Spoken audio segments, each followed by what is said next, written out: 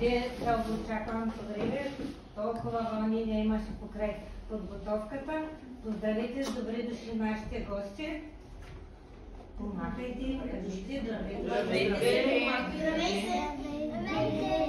добре дошли от вас и от нас в предварителната подготовка, която направихме с децата. Те се запознаха с професиите, както и с оборудването, което се използва в телевизията. Освен това работихме активно върху подобряването на речниковия запас, подобряването на комуникационните умения.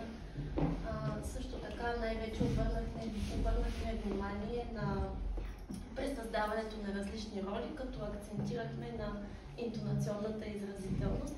Приятно гледане ви пожелавам!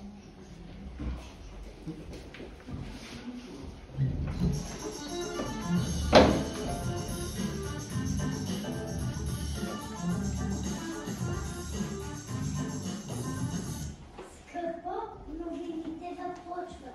Идва и намечтаме нещо важно. Бака ми, искам детско. Стига, утре ще гледаш детско. Далее подай ми дистанционно.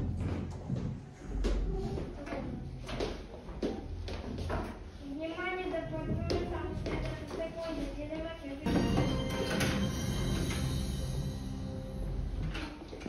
Добър ден, дами и господа! Аз съм Александра Янева, а вие сте с директното предаване Много знайко. Здравейте и от мен! Аз съм Радослав Козларов. Ето ги и водещите новини. Летта настъпи с много слънце и по-високи температури. Природата се събужда, а по-топлото време е предпоставка за разходки. Маймуната Кики е избягала от зоопарка София. Явно изходят за разходи. Молят се всички граждани, които забележат да звънат на 112. А сега любопитни новини от света. Музей в Китай организира специални нощи в Ниаотей, където хората могат да гледат котките си на изложба. Имало лекари и пазачи, които били готови да помогнат. Всички 200 котешки и 1000 човешки билета били разпродадени. Ценните предмети в музея стояли за витрини, а котките трябвало да стоят в раници. А сега чуйте криминалните новини от колегата Елица Атанасова.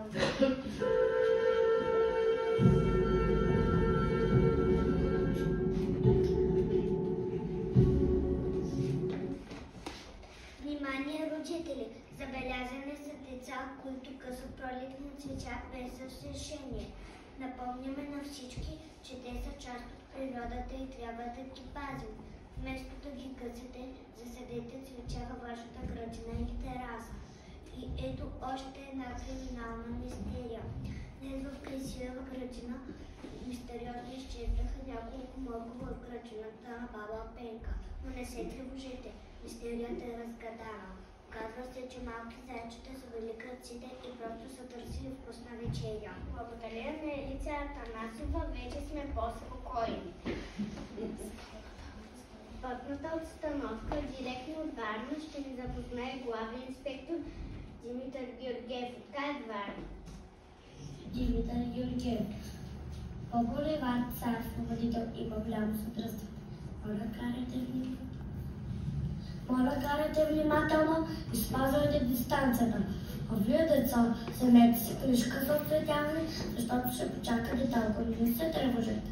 Това е само временно. Машини и хора на жълти жилетки попаят на път, за да е по-хубав и по-безопасен.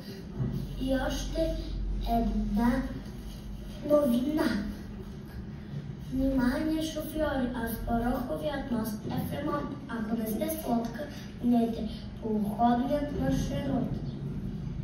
Благодаря, инспектор Георгиев, дадохте ни полезна информация. А сега да погледнем какво време ни очаква. При нас е колегата Стефани Ганева.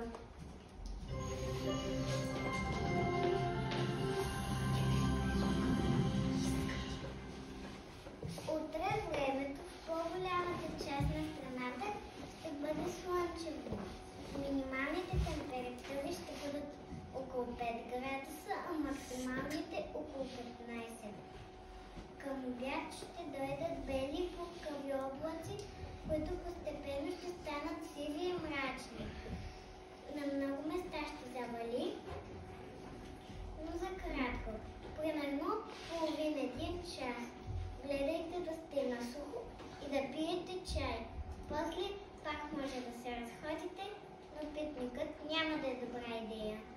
С други думи, носете си чудове или дъждобран, но дебело яки няма да ви трябва. И край морето ще е същото.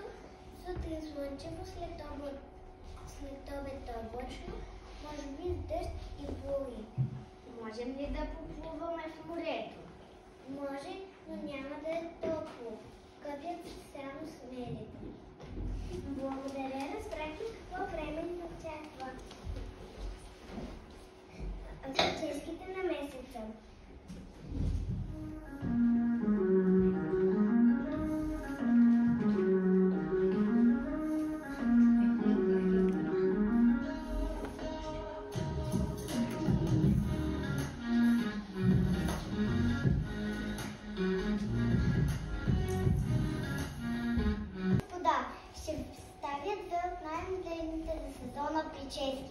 В работата си бях вдъхновена от народната ни поговорка. Подрехите посрещат, прическите изпращат. Ще представя две прически, които много искам да представя. Прическа бабина мечта. Изисква силно скъсена дължина на косата и откриване на челото и очите. Подходяща е за всички летни месеци и не изисква много грижи и специално поддържане. Тази прическа е мечта за всяка българска баба. Другата прическа е ваканционно ежедневие. И подходяща е за ежедневни игри на открито. Дължината на косата е без значение. Единственото изискване е да не се използва гребен.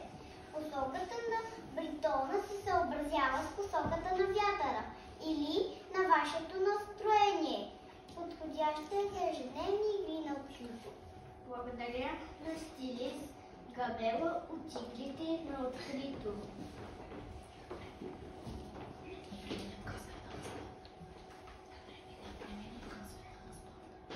Да преминем към света на спорта. С нас е Виктория Валева.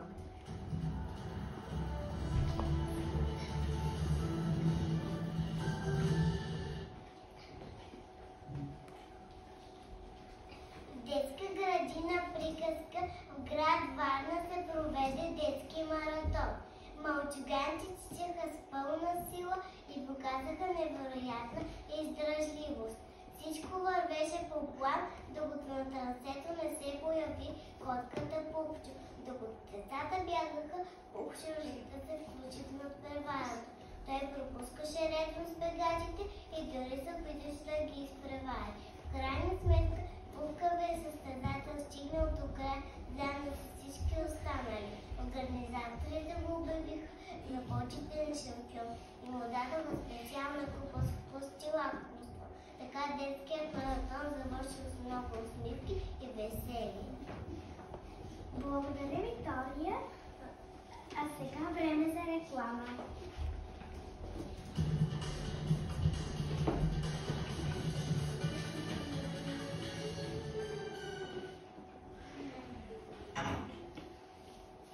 Кой ще вземе последната болница? Нека разделиме заедно. Благодаря. Благодаря.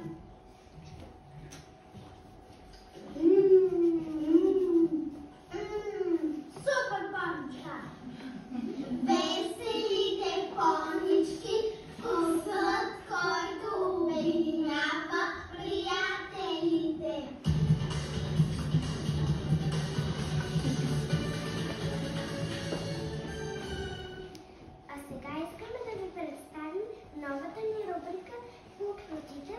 епизода с Микаела Чепурова.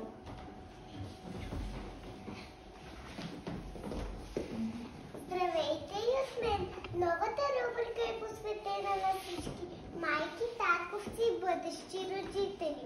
В днешно време родителите възпитават децата си по различни начини, а някои родители дават повече свобода, за да може детето само да избира. Но къде е границата между свободата и дисциплината? Ще разберем от нашите гости.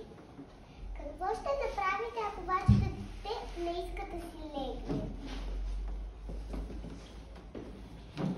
Ще му кажа, ако не си легне, ще се наложи да му спее да спи на песен, а това няма време.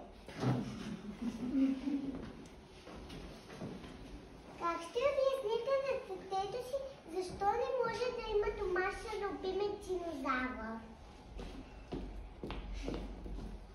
Не може да има домашен любимец динозавър, защото той не може да се събере от дома и не може да намерим подходяща храна.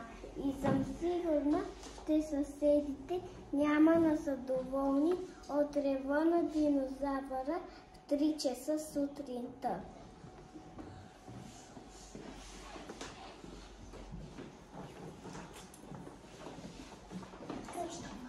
Защо възрастните винаги казват, ще разбереш като пораснеш?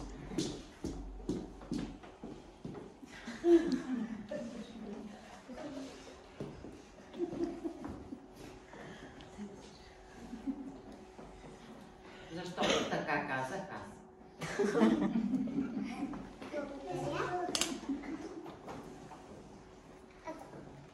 Защо децата бързат да станат големи, а възрастните искат да се върнат в детството? Ами защото да си дете е много хубаво. И затова възрастните искаме да се стоим деца колкото можем по-дълго. Затова. А пък децата си мислят, че да си възрастен е много хубаво и затова искат да пораснат по-бързо.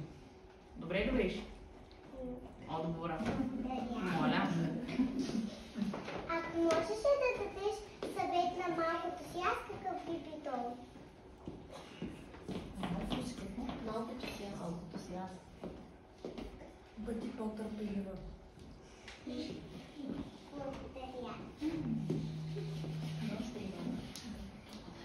Благодаря на колегата и на нашите гости. А сега шеф Капрел и шеф Брек ще представят новата си рецепта.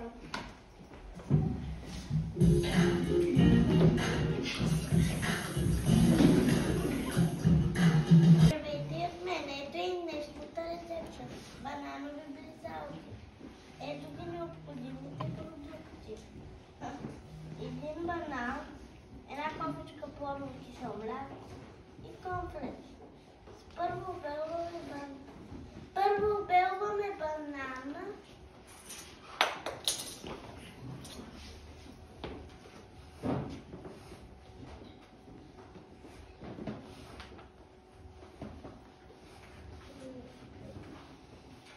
И го разрязваме на две.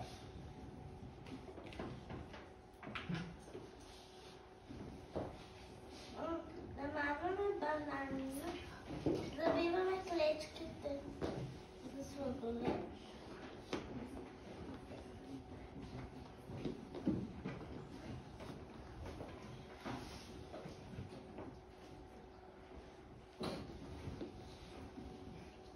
Сега намазваме бананите с плодово кисело мляко.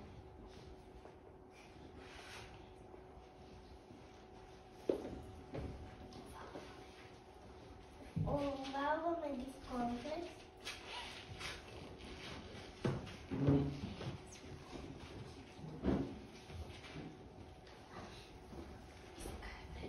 Сега е време да ги сложим в фризера за 2-3 часа и после бон.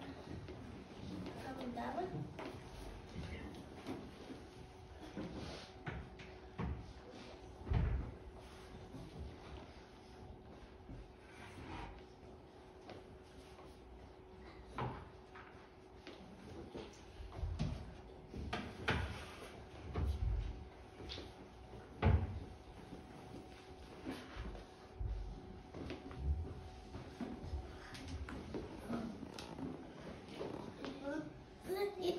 Бон апетит! Браво! Да ги опитаме. Това беше от нас, уважаеми зрители. Очаквайте ни следващата седмица, точно в 10 часа.